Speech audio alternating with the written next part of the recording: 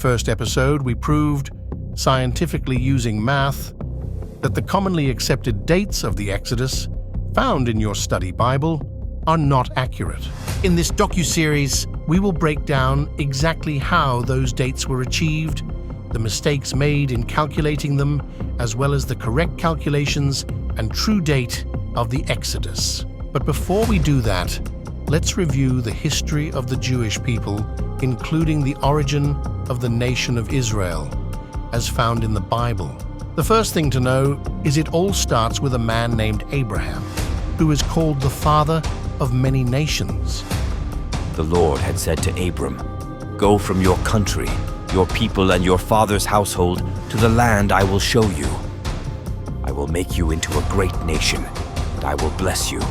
I will make your name great, and you will be a blessing. I will bless those who bless you, and whoever curses you I will curse." So the Lord changes his name to Abraham and instructs him to leave his home and move to Canaan, a region bordering the Mediterranean Sea, which will eventually become the nation of Israel. This moment in time represents the first significant date in establishing the nation of Israel and is the key to unlocking the true date of the Exodus. The second most significant date for the Hebrews is exactly 215 years later, when Abraham's grandson Jacob travels with his entire family to Egypt. Using the Bible as reference, we can very easily calculate this span of 215 years. We are told that Abraham was 75 years old when God told him to move to Canaan. 25 years later, he has a son named Isaac. 60 years after that, Isaac has a son named Jacob, and we are told Jacob, who changes his name to Israel, is 130 years old when he moves his family to Egypt. Thus we can see there are exactly 215 years between Abraham's journey and Jacob's journey. Commit this number to memory, as it becomes very significant when untangling the timeline and discovering the true date of the Exodus. Before continuing with our timeline, it is interesting to note a small story about Jacob that most people today are unaware of.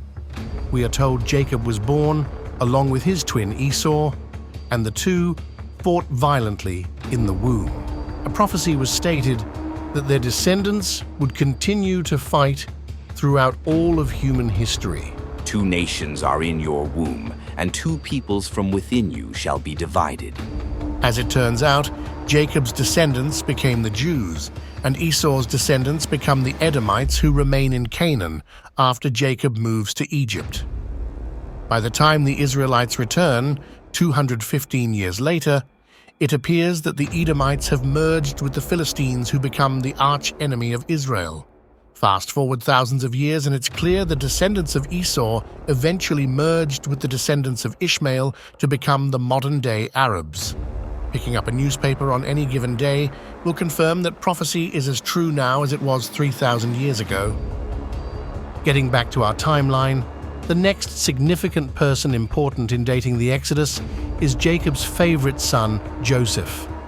Jacob, in fact, has 12 sons who go on to become the 12 tribes of Israel, but one of the youngest, Joseph, becomes his favorite, which enrages the other 11. This jealousy boils over, and Joseph is sold into slavery by his brothers, who report back to their father that he was killed by wild animals. We are told that Joseph is 17 years old when he arrives in Egypt and becomes a slave to a rich Egyptian named Potiphar, described as one of Pharaoh's officials. Take special note of Joseph's age as well as aspects of his life, as these details are going to become important for untangling the true date of the Exodus.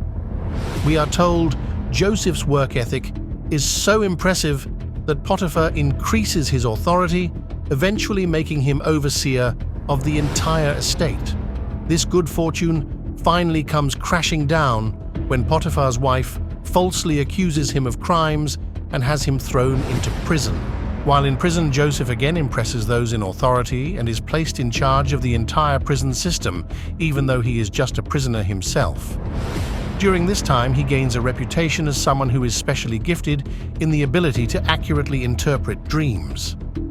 After several years in prison, Pharaoh has a dream that baffles him, and no one is able to successfully interpret it.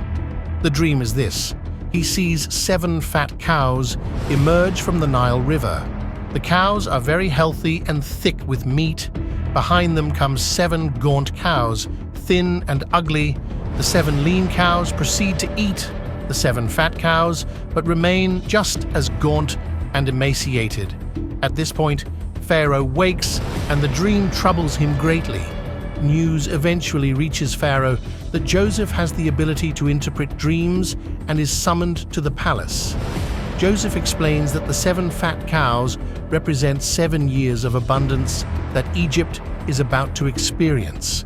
But this will be followed by 7 years of famine that will completely devastate the land, and the years of abundance will be long forgotten.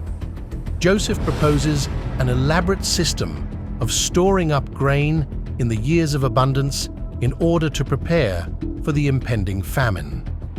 Pharaoh is so impressed with the analysis of the dream and the proposal that he promotes Joseph to a status of governor, putting him in charge of the entire region and storage plan, making him second only to Pharaoh himself in authority.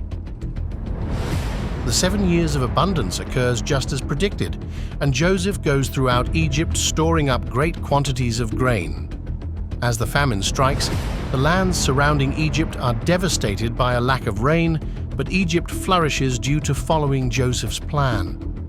It is during this famine that Joseph's father, Jacob, moves his entire family to Egypt seeking food, and is ultimately reunited with Joseph, marking that second important date in establishing the timeline of the Exodus. The events mentioned in these stories, along with details of Joseph's death, are going to allow us to perfectly match up the record of the Israelites with the history of Egypt and uncover the true date of the Exodus. But before assembling the official timeline, let's review the history of one final person mentioned in the Bible, who is, of course, the most important figure of the Exodus, Moses. Then a new king, to whom Joseph meant nothing, came to power in Egypt. "Look," he said to his people, "the Israelites have become far too numerous for us. Come, we must deal shrewdly with them, or they will become even more numerous. And if war breaks out, we'll join our enemies, fight against us, and leave the country." It is during this time period that a child, Moses, is born, and as the story goes, he is placed in a basket on the Nile River to spare him from the plots of the Egyptians. The basket is discovered by Pharaoh's daughter, who decides to raise him herself and, as a twist of fate, hires his true mother to help nurse him. So the story of Moses begins, and he lives a dichotomy as being seen partly as Egyptian aristocracy and partly as a Hebrew slave. These two conflicting worlds will collide several times in his long, storied lifetime. According to Titus Flavius Josephus, the first-century historian, as a young man, Moses earns valor as an Egyptian general in the army and sees victory fighting the Ethiopians in a region south of Egypt called Nubia. So Moses, at the persuasion both of Thermuthis and the king himself, cheerfully undertook the business. He came upon the Ethiopians before they expected him, and joining battle with them, he beat them and deprived them of the hopes they had of success against the Egyptians, and went on in overthrowing their cities, and indeed made a great slaughter of these Ethiopians. Josephus goes on to tell of Moses marrying an Ethiopian woman during this battle. Tharbis was the daughter of the king of the Ethiopians.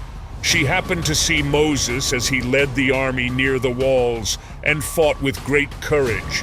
She fell deeply in love with him, and upon the prevalency of that passion, sent to him the most faithful of all her servants to discourse with him about their marriage. He thereupon accepted the offer. Following the campaign, Moses falls out of favor with Pharaoh, who plots to kill him, so he flees to a region called Midian. While in Midian, Moses meets a wealthy landowner, Horeb, and marries his daughter, Zipporah. Another interesting note about Moses is that both the Bible and Josephus agree that he marries Zipporah, but Josephus makes it clear that this is Moses' second wife.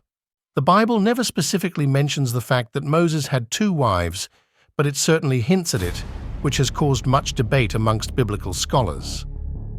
Then Miriam and Aaron spoke against Moses because of the Ethiopian woman whom he had married, for he had married an Ethiopian woman.